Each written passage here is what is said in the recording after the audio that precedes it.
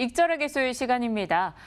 지난 자동차 관련주 대응할 때 이분과 함께 익절의 기술을 우리가 실감했습니다. 그때그때 수익을 챙겼기 때문에 자동차 종목 하루 크게 흔들릴 때 우리는 그나마 이 가슴을 쓸어내릴 수 있었는데요. 이분과 시장에 대한 이야기 그리고 종목까지 픽해보도록 하죠. MTNW 나인원 박재호 전문가 모셨습니다. 어서 오세요. 네, 반갑습니다. 네, 현재 시장이요. 2월 들어서 조금 정체돼 있는 분위기가 계속 이어지잖아요. 네. 오늘도 결국 3,100 놓치고 코스닥 960 놓쳤습니다. 이런 시장에서 명절 앞두고 명절 이후에 전략을 한번 챙겨볼까요?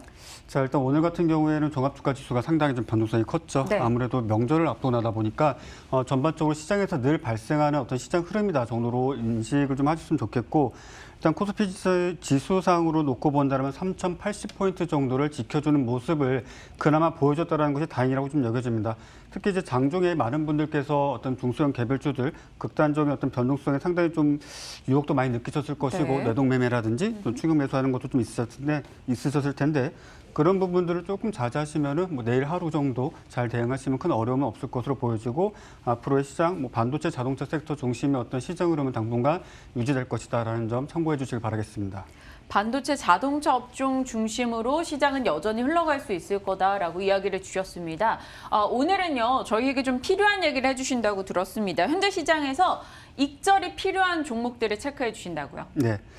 일단 몇 가지 예를 들어서 여러분들께 좀 설명을 드리려고 네. 합니다. 일단은 현대바이오라는 종목입니다. 현대바이오라는 종목은 최근에 어떤 비강용 치료제, 코로나19 치료제가 이제 출시가 되고, 또 그에 따른 어떤 임상 실험이라든지 뭐 치료 효과에 대한 어떤 기대감으로 단기간 내에 큰 상승세를 좀 보여줬습니다. 근데 지난주에도 어느 정도 일정 체크하신 분들이라면 충분히 잘 아실 수 있는 내용일 텐데, 실제로 2월 9일이죠. 오늘자 기준으로 했을 때 치료제의 어떤 결과가 나올 것이다라는 이야기가 일정상 있었습니다. 네. 근데 이런 부분들을 많은 분들께서 체크들을 잘 안 하시는 경우가 좀 많습니다. 그러니까 여러분들께서 어떤 매매를 하실 때, 특히나 어제자 또는 오늘자 상당히 극단의 변동성을 좀 보여주는데, 앞서 셀트리온을 보신 분들도 잘 아실 겁니다.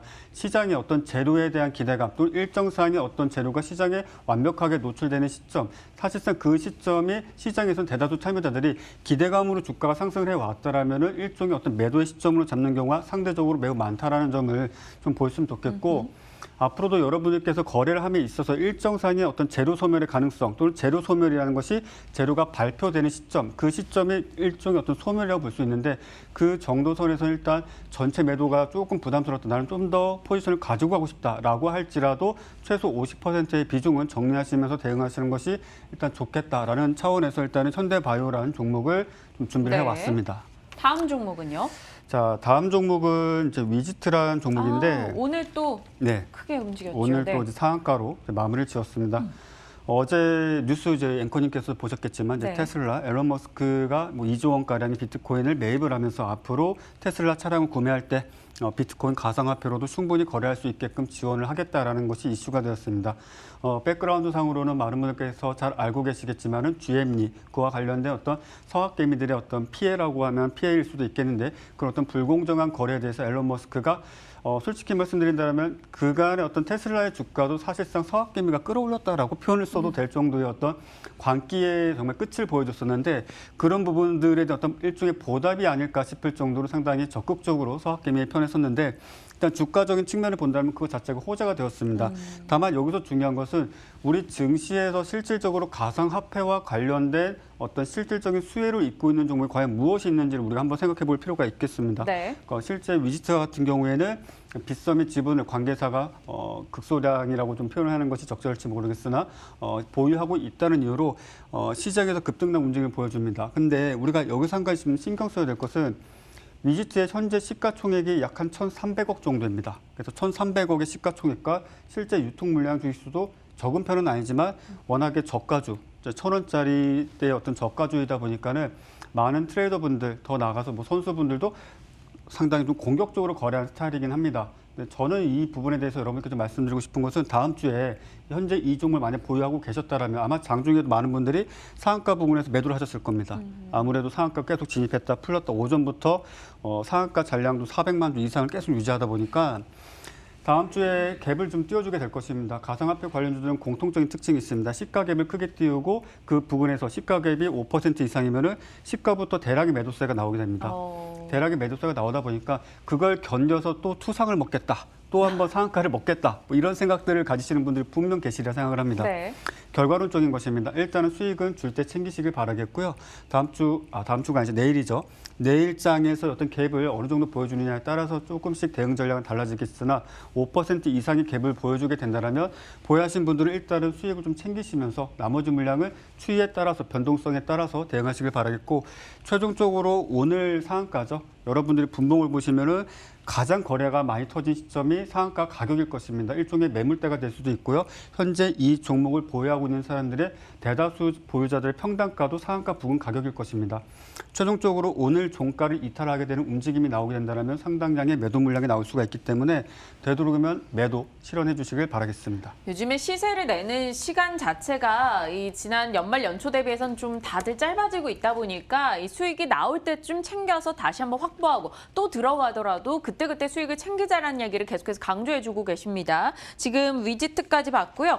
전 다음 종목 놀라워요. SK이노베이션도 지금 익절 타이밍이라고요. 자, 익절이 될 수도 있고요. 뭐 다른 이야기가 될 수도 있는데 상당히 고가권에 많은 분들이 진입하셨습니다. 아무래도 신고가 매매가 일종의 시장 유행으로 잠시 지난달 좀 시장에 자리 잡았었는데 소위 정말 비싸게 사서 더 비싸게 파는 매매 전략이 유효했던 시장임에는 분명합니다.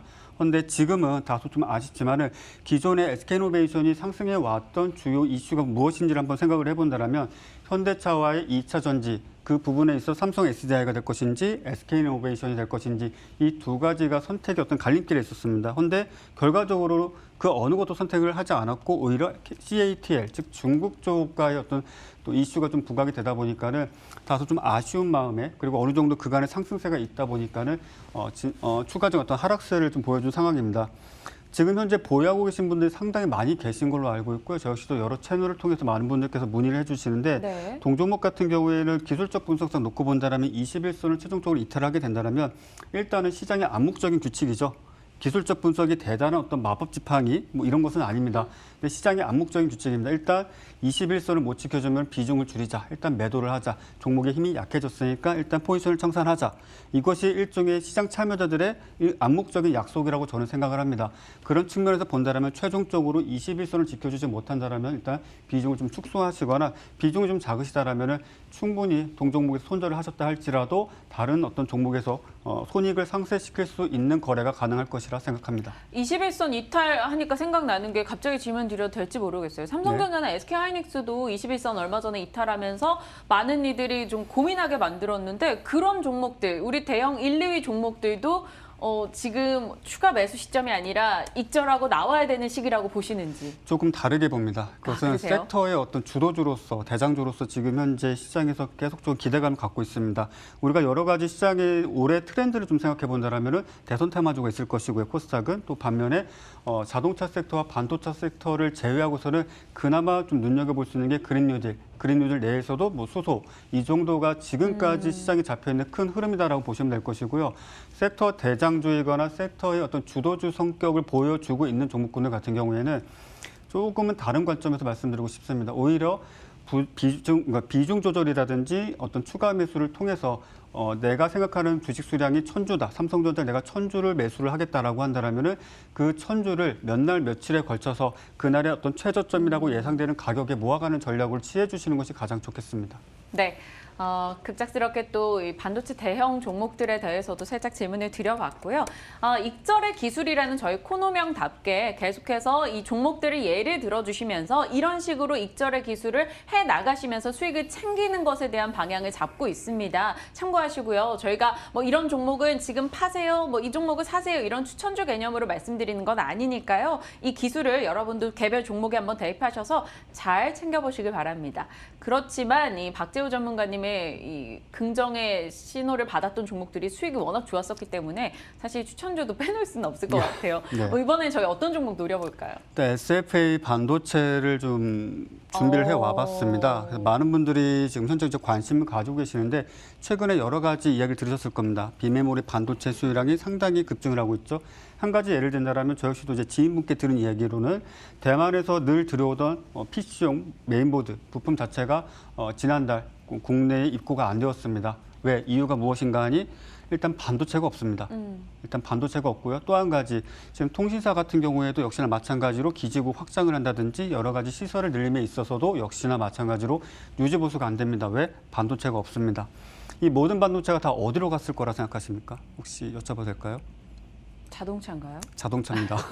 사실상 전기차가 블랙홀처럼 다 빨아들이고 있습니다. 이것이 과연 여러분의 피부에 와닿으실런지 모르겠으나 사실 전기차라는 것은 언젠가는 실현될 것이다라는 기대감은 있었지만 아무래도 이렇게까지 빠른 시간 내에 어떤 패러다임 자체가 바뀔 것이라고는 아무도 예상하지 못했고 현대차조차도 수소 전기차에서 2차 전지 배터리 전기차로 전환될 것이라는 것이 이렇게 단시간 내에 가능하고 전 세계 탑5 안에 들 정도의 어떤 성과를 낼 것이라고는 그 누구도 예상하지 못했습니다.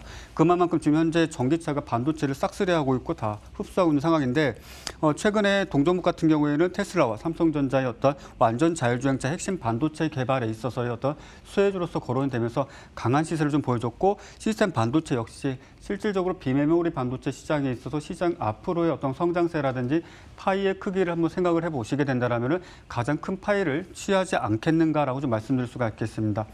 동종목 차트를 간단하게 좀 보도록 하겠습니다. 네.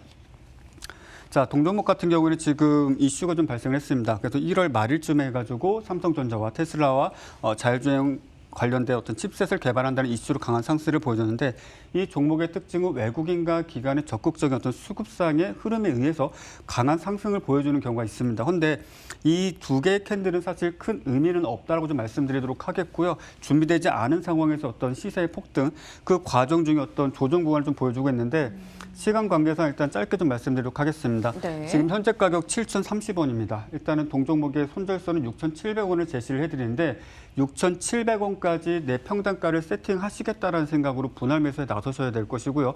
많은 분들이 지나치게 종목명만 딱 듣고 시간에 또는 다음 날 그냥 지르십니다. 절대 그러지 마시고요. 그러신 분들은 주식 그만두셨으면 좋겠습니다.